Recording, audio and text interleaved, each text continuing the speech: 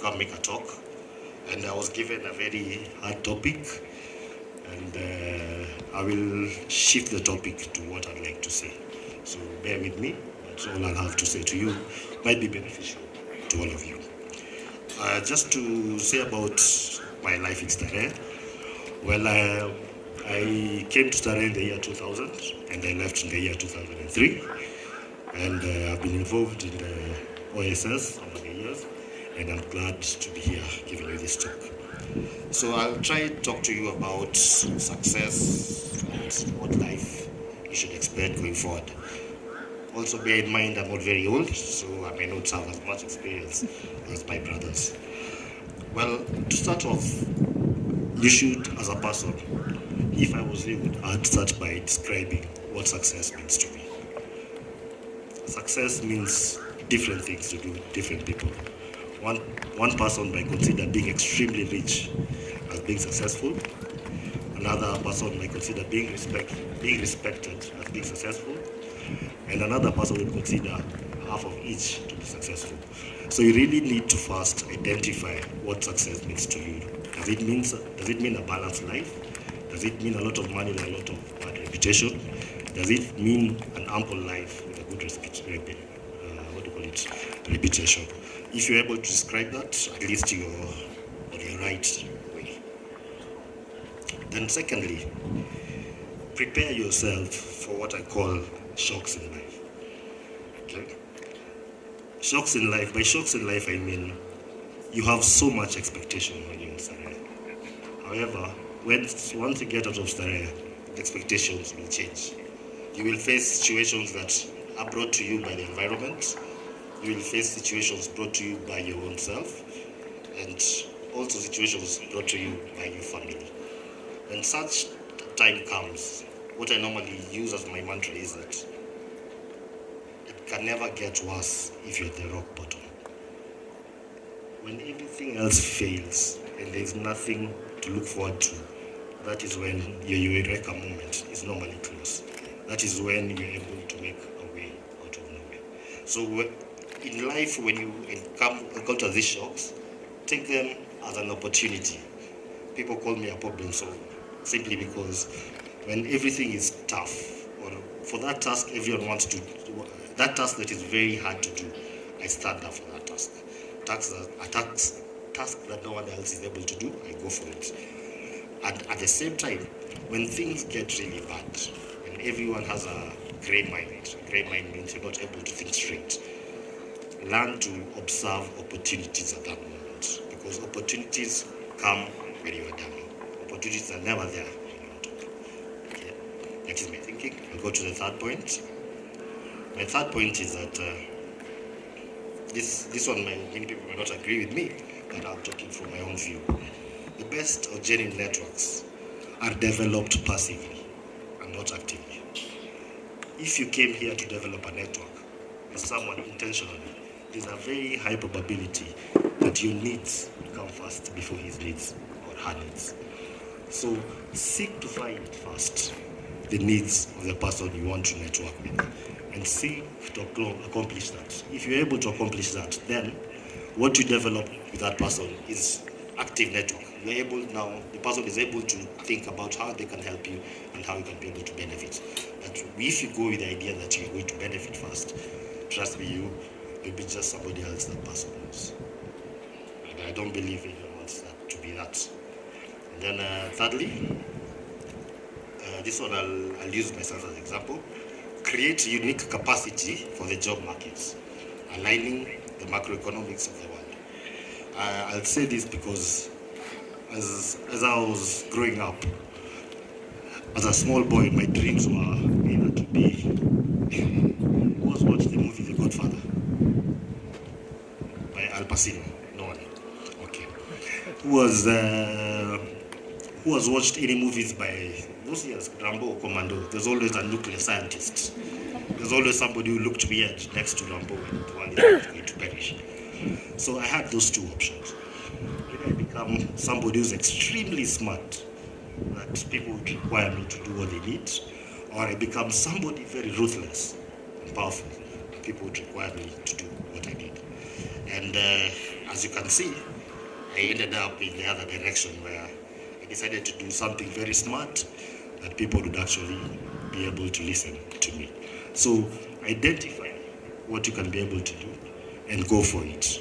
It doesn't have to be common. It doesn't have to be what is available, because giving an example of myself, I can actually say I'm the first civil engineer in Kenya with nuclear capacity to build a nuclear power plant. And yet, there are people who are older than me that came to develop that capacity well behind me, well after me. Okay, thirdly, believe in yourself. Believe in yourself at all times. If you're able to believe in yourself, I believe most of your things will go towards your direction. And also, other people who have seen you believe in yourself will start believing in you. So everything starts from yourself. Nothing will start from your sponsor. Nothing will start from your mentor. You will start these events yourself. You'll make that determination to look for those sponsors, to look for those mentors. So everything starts from within yourself. So calculate that culture of developing your mindset towards believing you can accomplish everything. And then in terms of life and how you should carry yourself in life, well, this is my thinking. It may not be thinking for every other person, but try to make your life as simple as possible. Yes? Try as much as possible to make your life as simple as possible. Yes, you'll see the biggest cars, the biggest houses, the biggest watches, the biggest everything. But always find a way of being content with what you have, or trying to achieve what is simply enough for you. You can accumulate wealth even when you're simple. You don't have to look the part for you to accumulate wealth.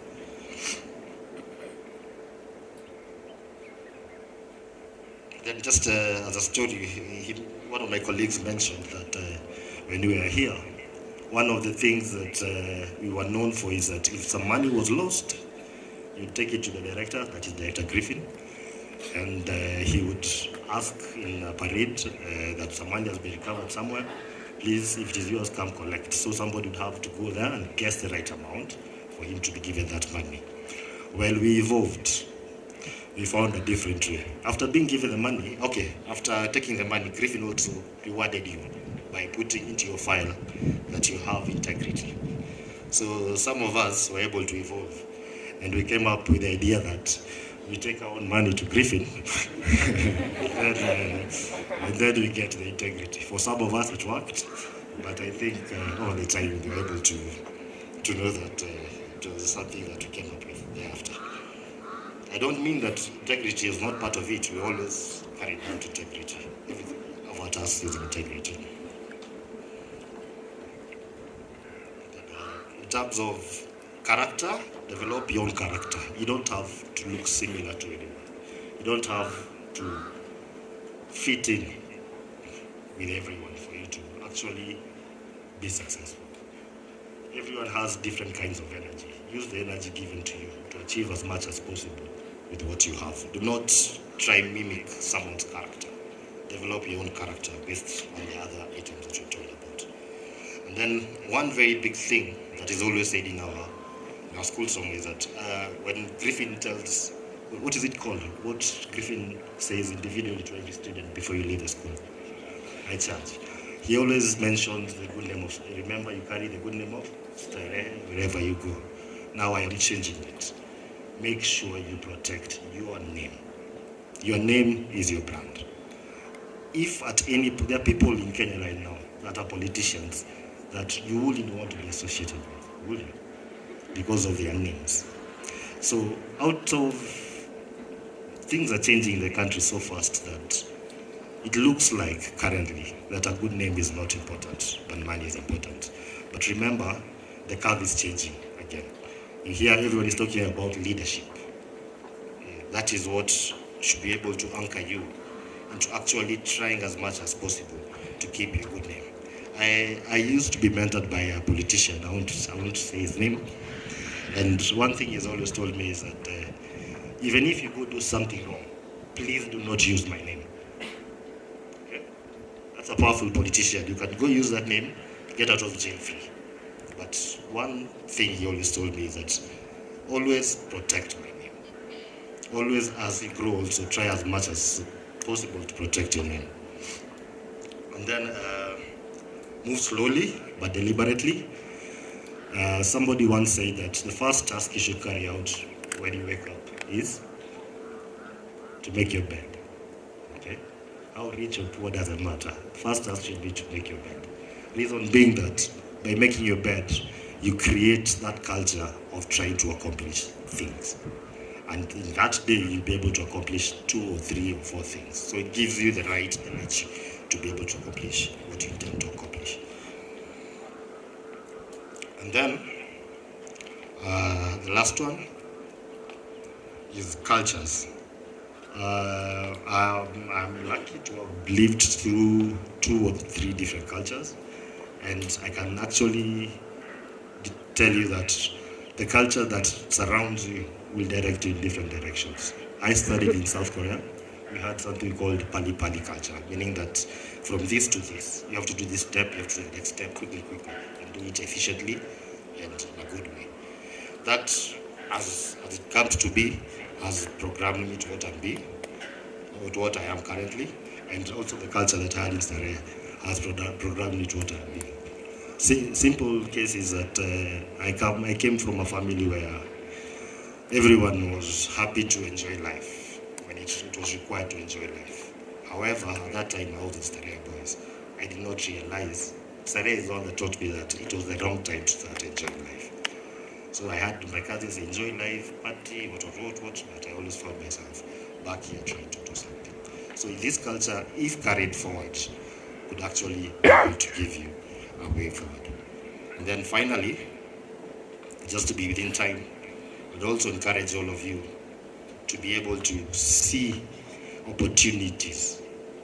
I'll finish with this, to see opportunities in everything you do, especially if no one else sees one. That is what makes you different from everyone else. Thank you.